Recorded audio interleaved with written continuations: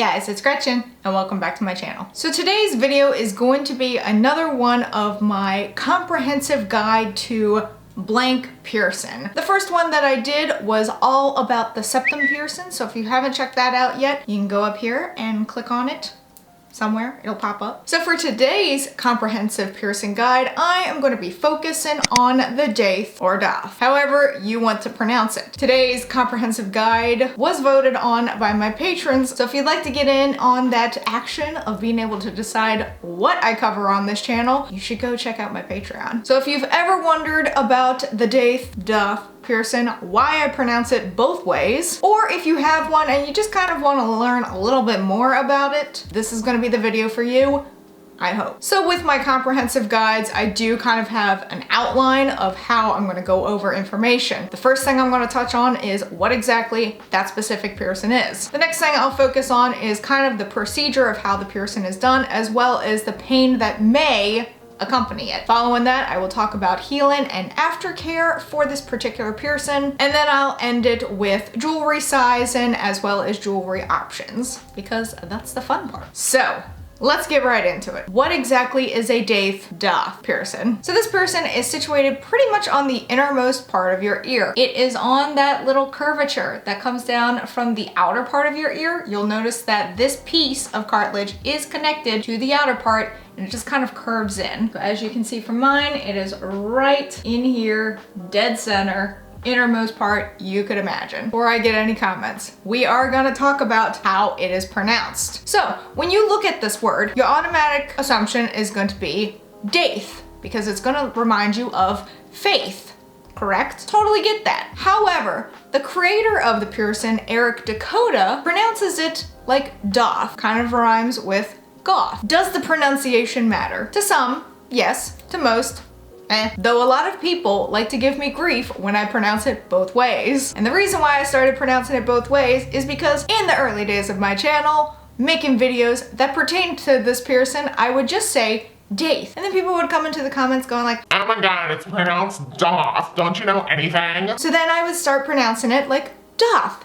And then people would come back into the comments going like, oh my god, it's pronounced Daith. Why are you saying Doth? So then that's how me pronouncing both ways was born. You can blame the people that have nothing better to do than to talk about pronunciation. Getting back to the pronunciation though, more often than not, piercers are gonna know what you're referring to, no matter which way you pronounce it. However, you will get some piercers, if you go in there saying, I want my Daith piercing, they'll be like, oh, did you mean your Doth piercing? More often than not, they'll know what you're talking about if you say either pronunciation. For the remainder of this video, because this video is entirely about this piercing, I am gonna go with the most common pronunciation because I'm already tired of saying Daith, Doth. So I'm just gonna go with Daith. Anyone who is like, oh my god, it's Doth, just sit down.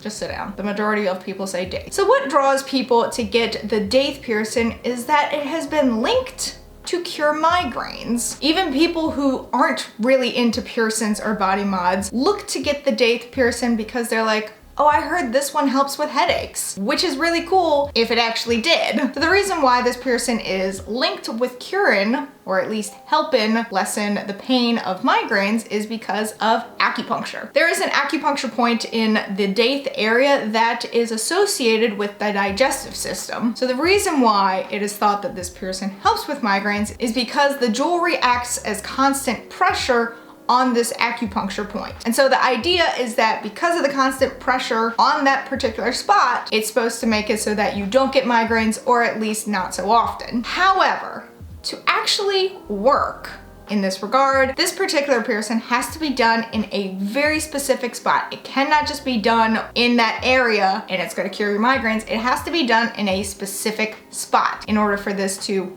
potentially work. Does the Daith piercing actually cure migraines? There's no scientific evidence that it does. There's zero evidence that this piercing can cure or even help with migraines. I personally have not experienced less migraines. If anything, I've experienced more migraines. But you will find a lot of people say that this piercing has helped them. What this may boil down to though is the placebo effect. Perhaps people think because, oh, I got this piercing, all of a sudden the headaches go away. Is there an actual link for that piercing to migraines? Scientifically, no. But that's not to say that it can't help. It all boils down to that pressure point, but it has to be done in the specific spot. So if you do experience migraines and you are thinking about this piercing, just know that it may or may not help you. And if you are looking to get it done for that specific reason, it is often noted that you should get it done on the side where you experience your migraines. So maybe that's why it hasn't worked for me, because I experience my migraines on my right side and my Daith is pierced on my left side. Whether or not it helps, I personally haven't experienced it, but take that for what you will. A lot of people will say that they have experienced less migraines because of that piercing. Also keep in mind that this piercing is considered a more advanced ear piercing based on its location. I mean, look at the anatomy of your ear and you will see that it is more difficult to pierce the Daith than it would be to say the conch or just a regular old helix. It can be a more difficult place to pierce, again, just because of location. It is the innermost part of your ear. Now that we know a little bit more about the Daith, let's move on to how it is pierced, as well as the pain you may experience. More than likely for this piercing, your piercer will have you lay down for it, and then will most likely have you turn your head away from them. So because I got mine done on my left side, I laid down and then turned my head this way so that the piercer could stand behind and get a better view this direction into my ear. This is not always the case, so if you do go get this piercing and your piercer has you sit up, there's nothing wrong with that. That's just what they prefer. This is what the piercer is most comfortable with. So if they're comfortable with you laying down, they're gonna have you lay down. If they're more comfortable with you sitting up, they're gonna have you sit up. Neither way is incorrect. So if you go to get it done and you're like, oh my God, I didn't lay down, don't sweat it. You're good. Much like any other piercing, clamps may be used, but this is up to the discretion of the piercer. Again, it's about what they are comfortable with. They may find that clamps get in the way, especially for this piercing, and they just may not use them. We keep going back to this, but this piercing, because of its placement, is a little bit more difficult than just regular old cartilage piercings, which also leads it to potentially being more painful than regular old cartilage piercings. So because the piercer has to get into the inner part of your ear, you may find it's not only more painful, but it's also more uncomfortable to get done because fingers are going right up into your ear and there's not a whole lot of space. It may be a little bit more uncomfortable than any other piercing you've gotten. The Daith is also thicker than the rest of your ear anatomy. So like it's thicker than your conch, it's thicker than your helix, it's thicker than your forward helix. It's on par with your rook, kind of depends on your ear's anatomy. As such, because it does have more to pierce through, you may find it to be more painful. However, most people note that if they do experience pain with this piercing, it is usually a dull pressure as opposed to a sharp pain. But this is not always the case and it really depends on your pain tolerance. Again, take everything that I say about pain with a grain of salt because it all depends on your body and what you can tolerate. For me, this was a more painful piercing. Wasn't the worst, but it was on the upper end of pain. However, for someone else, it may not have been that way, or it could have been worse. It all depends. If anything with this piercing, again, a lot of it comes down to its placement because of where it is located on your ear. Even if you don't experience pain with the actual piercing, you may just experience it being really uncomfortable because of how the piercer has to get the piercing done. Your ear is a very tiny space. It's a lot to work with to get that particular spot. Moving on to the less fun part of things, healing and aftercare. Like most cartilage piercings, this piercing can take 6 to 9 months to heal or even longer. With this piercing, a lot boils down to its placement and difficulty to have done. Because of where it is placed, it can take up to a year or longer. You also may experience more chances of infection or just delay in healing. If you have never heard the story of my Daith piercing infection, you should go check it out. It's a doozy. Pictures included. Also, depending on the type of jewelry, you may be more prone to snagging it or just hindering the healing process, but we'll get to those jewelry options in a minute. Certain types of jewelry are more prone to get caught on things. Aftercare, luckily, is very similar to other piercings. You're gonna be using your saline solution to clean it, much like you do every other piercing. So you can either get a pre-made one or you can do a homemade one. If you do pre-made, go with the H2 Ocean or the Neomed route. They're really good. I personally prefer Neomed, but I do use both. If you're gonna make your own, make sure you do it correctly. The correct combination of everything to make your own solution is 1/8 to 1/4 of a teaspoon of non-iodized sea salt. Do not do any more than 1/4 of a teaspoon. Just because you added more salt does not mean it's gonna heal it quicker. So you take this salt and you put it in 1 cup or 8 ounces of warm distilled water. Do not use tap water. There's stuff in tap water that you don't want to put on your ear, which is funny because then when you take a shower, you put it on your body anyway. But for the purposes of cleaning,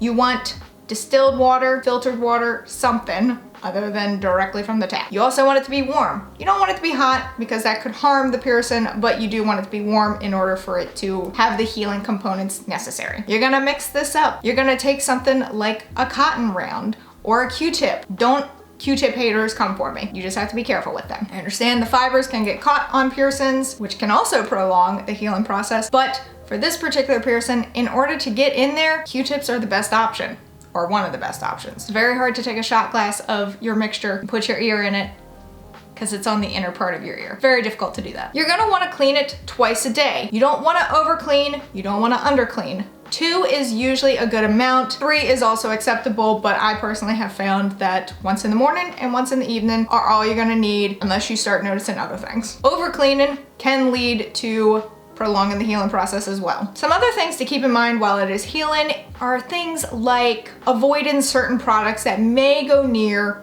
your ears, whether that's hairspray, whether that's makeup, perfume. You know, if you gotta spray perfume, make sure you spray it down and not up here so that it doesn't get on the piercing. If you do end up getting a product on it, make sure you rinse it so that it doesn't sit there. Other tips, make sure you avoid sleeping on whatever side you get the Daith piercing done. So, because I got it on my left side, I wanted to avoid sleeping on my left side, I would sleep on my right side. However, a good little tip just for anyone is to make sure that you change out your pillowcase relatively frequently, or at least wash it. That will also aid in the healing process so that bacteria is not harboring on your pillowcase and then could latch onto your piercing. But that's also just good general rule of thumb. Now we move on to the fun sections. Jewelry. The first one I'm going to touch on are jewelry sizing. Usually the Daith piercing is pierced at a 16 gauge. However, it can go 18 to 14 gauge. I personally have never seen anyone stretch their Daith. I'm not sure there's enough room to do so.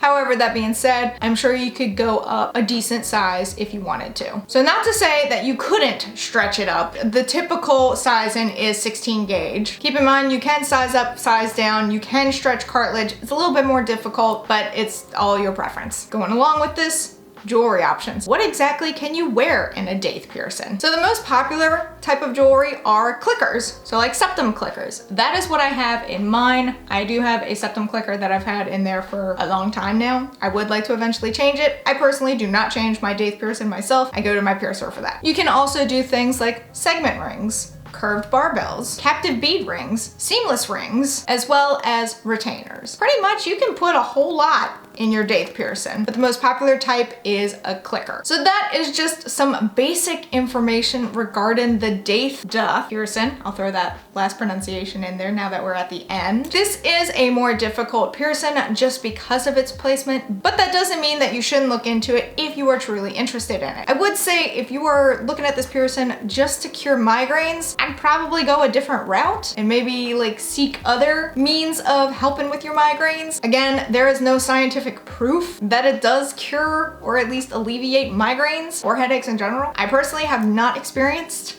any relief with mine, but there are plenty that claim that they have. So take all of that with a grain of salt. And like with any piercing, you are going to need to keep up with aftercare, because it can be a difficult one to take care of. Those of you who have a Daith piercing, leave your thoughts on the piercing in the comments below, your experience with the piercing in the comments below. Again, mine has been, the early days of it was something. Special thank you to my patrons. You can help support the channel on Patreon while having access to videos early, viewing patron-only content, and more. But that is it for this video. If you enjoyed it, please give it a big ol' thumbs up. Going down there and hit that subscribe button, wherever it may be, because I don't know, even though I do. This is just my shtick now. Also hit that notification bell in case you want to know when I upload, and in case YouTube wants to let you know when I upload, because I would really appreciate it. And until next time, bye guys.